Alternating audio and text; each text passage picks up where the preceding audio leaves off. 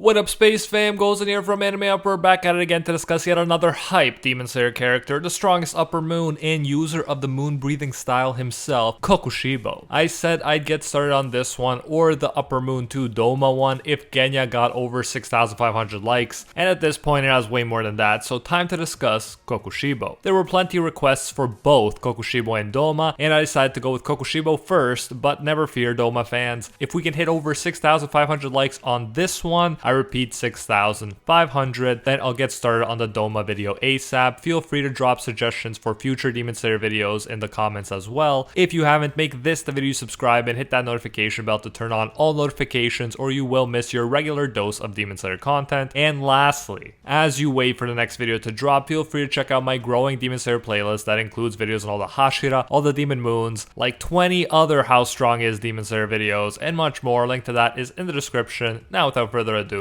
let's jump into it, spoilers and all. Kokushibo's full appearance debuts during chapter 99, and immediately he has quite the intimidating aura around him. After Upper Moon 3 Akaza takes off Upper Moon 2 Doma's head, his arm quickly gets sliced off to his shock. It is Kokushibo who tells him that he goes too far. Akaza is willing to mess with Doma, but even he is struck by the presence and power of Kokushibo and obeys him. Kokushibo makes it clear that he doesn't care about Doma, but he does care about disturbing the hierarchy of the rankings and tells him to request blood combat if he wishes to replace Doma or himself. Doma says Akaza would never win against him, but this time Akaza doesn't let his irritation lead to violence in front of Upper Moon 1. Kokushibo asks if Akaza understands him and Akaza replies he does understand. Notably, the very strong Doma also calls him Lord Kokushibo, showing that he gets a lot of respect from even the second strongest demon moon. It's revealed in the second Demon Slayer fanbook that Kokushibo was challenged 3 times for his Upper Moon 1 position. He would usually absorb the demons he defeated, but when Akaza challenged him and lost to him, he spared him because he enjoyed the challenge. Now let's fast forward to Kokushibo's fight against Muichiro, Genya, Sanemi, and Gyomei, the strongest hashira, because it's the best example of what he's actually capable of. Muichiro is the first to run into him. We see at this point that Kokushibo has access to the see-through world, a powerful ability that can only be unlocked by especially skilled demon slayers that have awakened their demon slayer mark. Long story short, it allows one to see the muscles, blood flow, and so on of a person, allowing you to better predict their movements. It's a form of hyper-perception where the world starts to feel like it's moving in slow motion, giving the demon slayer more time to react. The strongest demon slayers utilize this ability, and the fact that Kokushibo can use it is a testament to his skill and power. Back to Muichiro and Kokushibo's first encounter. Just as Akaza felt Kokushibo's aura, so did Muichiro. Muichiro states that he can't be compared to any of the other upper moons. He's profound and majestic. For the first time in his life, Muichiro's body won't stop shaking, and it's telling him that it doesn't want to fight. Although only 14, Muichiro has always been considered one of the best, most talented hashira. Tengen viewed him and Gyomei as the most gifted and talented. He also had the honor of defeating an upper moon all by himself after he awakened his demon slayer marks. So this kind of reaction from someone as strong as Muichiro should not be glossed over. The two talk a bit and it is revealed that Muichiro is actually a descendant of Kokushibo, which further hypes up Kokushibo for having especially talented genes even before his demon transformation. Kokushibo also reveals that his name was Michikatsu Tsugikuni when he was a human. Muichiro goes on to calm himself and attack, and it's clear from the bat that Kokushibo completely outclasses him. The upper moon is patronizing, complimenting his moves while easily avoiding them. Finally, Kokushibo decides to draw his sword so as not to be rude, and immediately uses his moon breathing to slice off the arm of awakened demon slayer Mark Muichiro. Thus, not only is Kokushibo a strong demon, he combines that with being a skilled breath style user and swordsman. Muichiro can't help but remark that Kokushibo's speed is phenomenal. Kokushibo makes quick work of Muichiro by pinning him to a beam with Muichiro's own sword. He could finish him off, but he decides to have Muzan turn his descendant into a demon, so he lets him live for the time being. Genya then shows up and fires off a shot from his shotgun, only for Kokushibo to immediately close the distance between them and cut off his arm too. He goes on to cut off the other and even bisects his body. As he's about to finish Genya off by slicing off his head, big bro Sanemi comes to the rescue and saves his little brother. Against Sanemi, Kokushibo draws his blade in order to block Sanemi's attacks, and reveals a very disgusting sword, to use Sanemi's words. It is made of his flesh and has a bunch of eyes on it, as if the 6 on his head weren't enough. Despite how ugly it is, there are many benefits to a sword made out of demon flesh, as we'll see in a bit. Sanemi explains Kokushibo's blood demon art magnified moon breathing style as follows.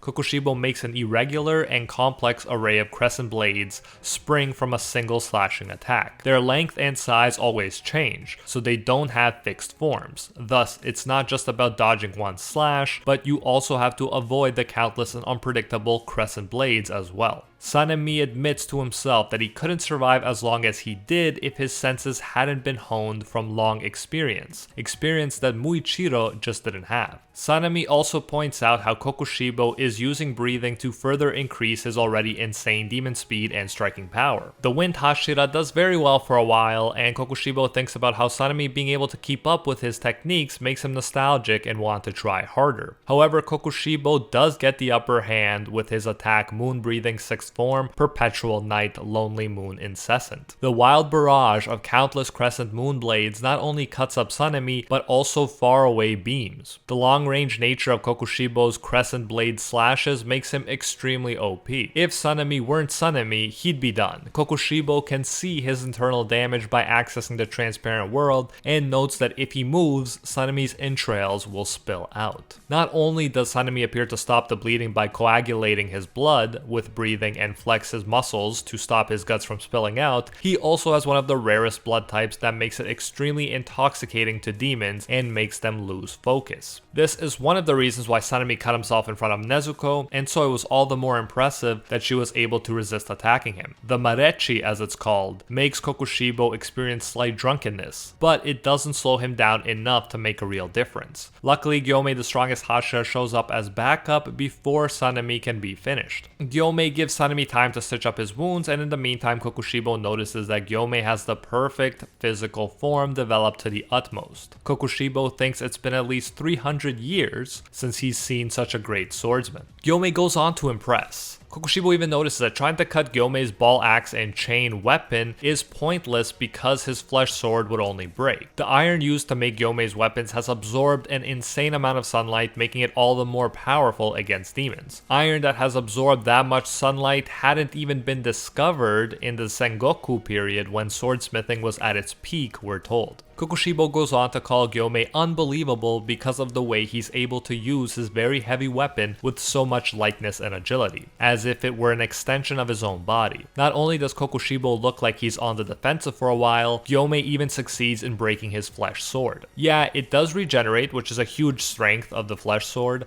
but it's important not to underestimate this detail. Kokushibo is a very prideful dude, and he wouldn't willingly let someone break his sword. They'd have to actually be good enough to do it. So even before he activates his Demon Slayer mark, which he was saving for Muzan, Gyomei gets further than anyone we saw before against Kokushibo, which includes 2 of the other most talented hashira, Muichiro and Sanemi. When Gyomei finally realizes he needs to activate his Demon Slayer mark in order to have a chance of winning, Kokushibo actually says too bad. Since Gyomei is about 27 years old, he's probably going to die soon, since, as Kokushibo states, the marked ones die before they reach the age of 25. He says there are no exceptions, but obviously Yoriichi, the strongest demon slayer, was an exception, and he knows that even if he's not saying it. Still, it does seem like bad news for Gyomei, as the mark almost always significantly reduces a demon slayer's lifespan. Kokushibo estimates that Gyomei will die tonight because he's already past 25, and he's actually sad that Gyomei's body and technique that have been developed to the utmost will disappear from this world. Gyomei, who is so awesome for saying this, answers that he doesn't think it's lamentable, and that the marked ones already understand that, and mark or no mark, there's no guarantee for a demon slayer that they will live to tomorrow. Hashira are always ready for death, and it's an insult to even suggest that they'd cling to life with half-hearted determination. Despite the awakening of the strongest Hashira's marks, Kokushibo is notably still not worried. In fact, he wishes for Gyomei to keep on living and even wants him to become a demon. Clearly, this dude is still very confident and unshaken when it comes to his belief in his abilities, and acting like that in front of the strongest Hashira, who has just awakened his Demon Slayer mark, is undeniably impressive. However, what does shake Kokushibo is when Gyomei senses that there was an exception to the no one lives past 25 rule. When Gyomei says it, he notices that it shakes Kokushibo, reaffirming that he's right. Yoriichi, the brother of Kokushibo and the strongest demon slayer in history, was the exception, and clearly bringing him up shakes up Kokushibo, just like it does Muzan.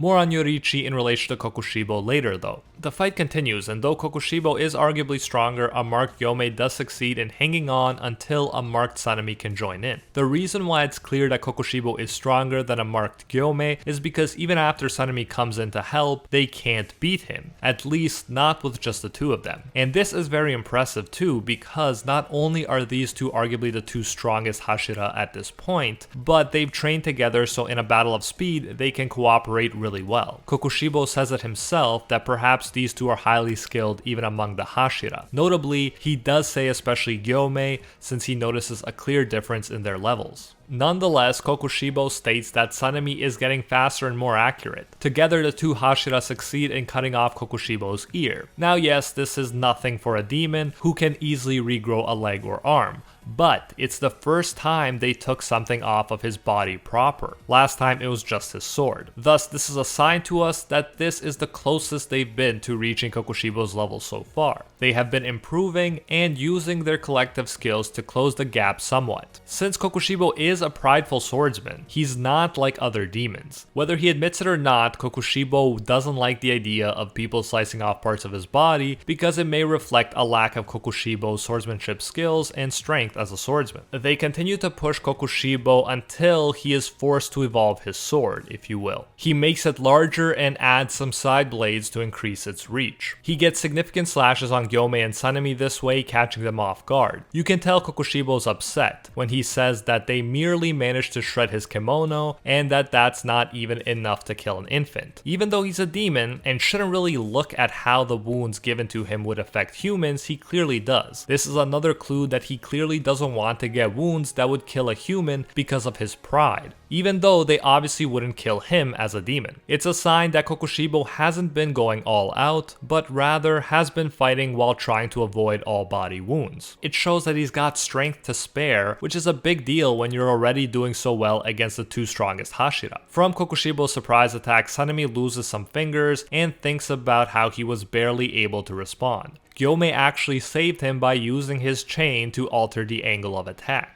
If not for Gyomei's insane level of strength and skill, Sanemi would have lost both of his arms. Thus, Sanemi, although very strong, is clearly outmatched by Gyomei and Kokushibo. Sanemi even remarks that he's getting slower the more damage he takes, he's holding Gyomei back, and his Marechi is barely working at all anymore, even though it's supposed to work precisely on stronger demons. It definitely looks like Kokushibo is too strong for Sanemi and Gyomei at this point. However, Muichiro and Genya are still in the area, so there's still hope. The fight continues and Gyomei remarks that Kokushibo is getting stronger, not weaker. His attack range more than doubled and his speed is insane, to the point where Gyomei has to think to himself, this is bad. Sanemi is using all his strength just to dodge and keeps getting sliced. He ends up telling Gyomei to forget about him, but Muichiro eventually comes in and saves Sanemi from an attack that would have finished him off. In the meantime, Genya has been eating parts of Kokushibo, like his hair and broken off sword flesh, and as a result gaining demon powers, Kirby style. As Kokushibo is using a 16th form, Gyomei sings his praises even more. He mentions Kokushibo is not running out of techniques and he's too fast. Gyomei can't even attack because Kokushibo predicts his every move. Pretty much it's Kokushibo's access to the transparent world that's allowing him to predict his moves so quickly. Finally, being pushed to his limits, Gyomei breaks through and also unlocks access to the transparent world. Gyomei is blind, but he can still use his other senses to reach it. At this point, Kokushibo is taking on 3 of the most talented marked hashira at the same time, and eventually, thanks to Gyomei launching a bead from his rosary and hitting Kokushibo's hand, they catch him off guard and they take off his entire demon arm and part of his chest. Not only that, Muichiro also succeeds in getting close enough to stab him, and keep in mind, Muichiro is accessing the transparent world at this point too. It's at this point Kokushibo realizes that Gyomei started to see the transparent world as well, and actually used it to deceive Kokushibo's eyes by controlling his own blood circulation in order to disturb Kokushibo's attack. It may sound a bit complicated, but it boils down to Gyomei is insanely talented, and thanks to him, the 3 hashiras succeeded in getting a hit on Kokushibo that would be a big deal, even a mortal wound, to a human swordsman. You could say the 3 together, keyword together, proved to be better swordsmen than Kokushibo alone, but at the same time, it must be kept in mind that all 3 of them, and soon Genya will join in too, are taking on one Kokushibo. Thus, although Kokushibo would have preferred not to have to use demon regeneration, it seems justified in a sense since they're all teaming up on him. So in his mind, Kokushibo's probably becoming a bit less concerned with resorting to his demon superpowers. And the superhuman demon powers are part of what we have to consider while analyzing Kokushibo's full strength.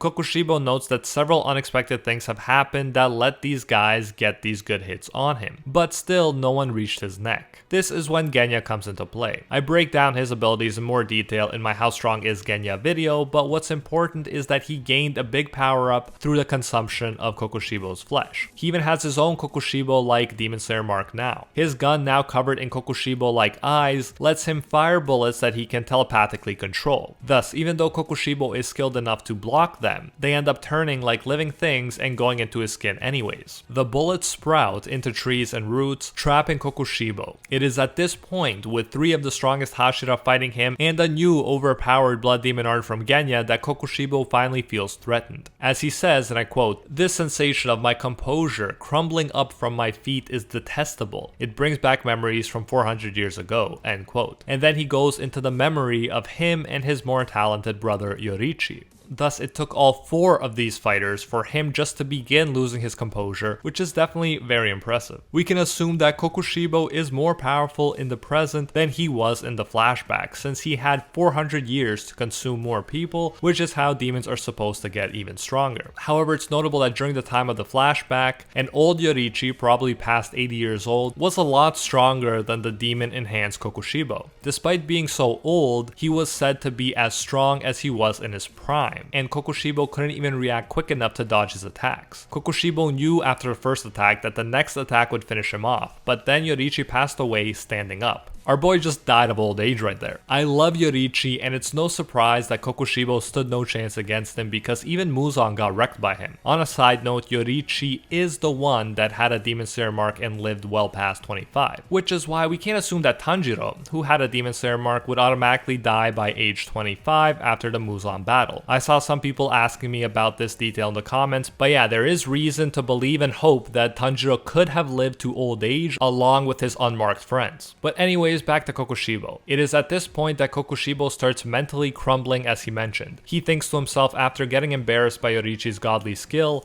and I quote, "I chose to continue winning until I became ugly like this," end quote. So clearly this isn't a dude who is comfortable with what he's become and is second guessing his life choices. I believe that this self-doubt, as with Akaza's fight against Tanjiro and Giyu, will play a part in Kokushibo's eventual downfall. But I'm getting ahead of myself. Kokushibo unleashes a bunch of blades from his body, and it not only slices up the roots, but also the demon slayers. Genya gets bisected vertically this time, while Muichiro gets bisected horizontally, and Sanemi and Gyomei get hurt, but nothing as serious as the other two. Muichiro, the mad lad, keeps holding on to his sword that's still inside Kokushibo, with only his upper body left. At this point, Kokushibo sort of looks like a Christmas tree, with blades coming out all over his body. He has clearly given up on just fighting as a swordsman and resorted to all of his demonic ugly powers, and you know he hates himself for it. It is at this point that Muichiro turns his blade red, another power-up for Demon Slayers, one that comes even after the mark. The red blade is super effective against demons, and Kokushibo starts feeling like his insides are on fire. Then Genya, who like Muichiro is about to pass away, activates some of the remaining flesh bullets still in Kokushibo. The combination of the red blade and the sprouted flesh bullets prevent Kokushibo from using his technique. The tree is sucking up his blood, which probably interferes with him using his blood demon art effectively, and his body is also seizing up from the intense pain of Muichiro's red katana. Then Gyomei's spiked ball lands on Kokushibo's head, and even this is not enough to finish him. Sanemi needs to slam down on the ball with his blade, both weapons turn red like Muichiro's, and finally Kokushibo's head comes off. If that was it, if Kokushibo died right there, that would still be insanely impressive that it took so much to beat him. But shockingly, he's not finished yet. Kokushibo points out that Muichiro even cut in half, he didn't let go of his katana. Genya was a human able to use a blood demon art. Sanemi wouldn't die no matter how many times he was cut up, and Gyomei's speed of growth was comparable to a demon's, and he surpassed his own limits. All of these already strong fighters got stronger than they've ever been throughout this fight, with their marks, access to the transparent world, and red blades. They all surpassed their past limits in their own way, and that's what made this such a satisfying fight up to this point. Gyomei and Sanemi notice though that the fight isn't over yet when Kokushibo stops bleeding. They continue their onslaught of attacks. Kokushibo realizes that his body isn't falling apart despite losing his head, and if he pulls out the red sword and roots, he can still regenerate. And if you didn't know, if a demon overcomes getting decapitated by Nichiren blades, which is possible although Muzan and almost Akaza are the only known examples of it happening up to this point, then the demon pretty much becomes invincible except for the sun. And since they are in another dimension with no sun, Kokushibo would pretty much be invincible if he pulled off this regeneration. The only way he could be stopped if that were to happen is if Muzan killed him or if they somehow dragged him out of the dimension and back into the sun of the real world. And Kokushibo shockingly proceeds to actually grow his head back, and wow, he's never looked so monstrous. He thinks to himself he overcame it and now any kind of attack other than sunlight is meaningless. But that's when he catches his reflection on Sanemi's blade and sees the monster he's become and remarks on how ugly it looks, not even recognizing the image as himself. The doubts I mentioned before resurface. He asks himself, and I quote, "Is this how a samurai looks?" end quote, which was what he wanted to be when he was growing up. He asks,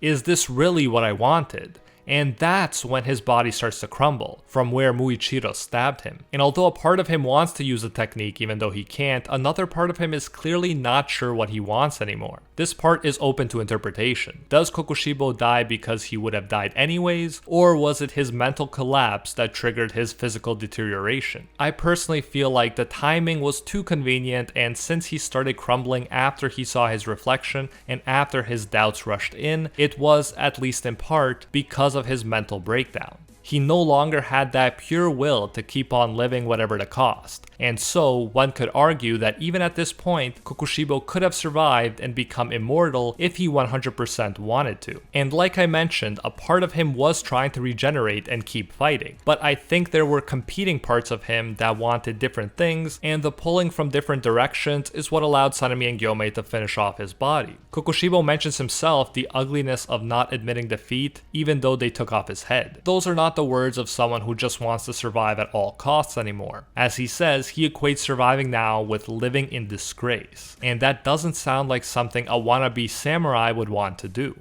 In fact, seppuku originated with Japan's ancient samurai warrior class as a means to achieve an honorable death. So living in disgrace is just the furthest thing you could be from an ideal samurai. And that realization that Kokushibo strayed so far from being a samurai like he always wanted to be and became a monster instead was part of the reason Kokushibo didn't regenerate in my view. Thus, when talking about how strong Kokushibo is, we should at least consider the possibility that he could have been one of those invincible demons that even Gyomei, Sanemi, Muichiro, and Genya together would not have been able to defeat without the help of the sun. I believe if Kokushibo was like Muzan personality-wise, he would have regrown his head, but he never truly let go of the past, of wanting to be an honorable samurai, of his brother, which is symbolized by the fact that he kept the flute that he gave Yoriichi when they were kids, right up until the end. Unlike Muzan, Kokushibo couldn't completely abandon his humanity, and that's why he started crumbling away suddenly rather than achieving invincible status. But yeah, that is it for what we know about Kokushibo's strength. He was the strongest upper moon. When he fought against Gyomei and the rest at that time, he could have beaten any individual slayer alive, including Gyomei. However, Gyomei, Sanemi, Muichiro, and Genya 3 of the strongest hashira and a slayer who absorbed some of Kokushibo's own power worked together well enough and evolved over the course of the battle enough to take off his head. Even then, he succeeded in regrowing his head until he saw the monstrous reflection in Sanemi's sword,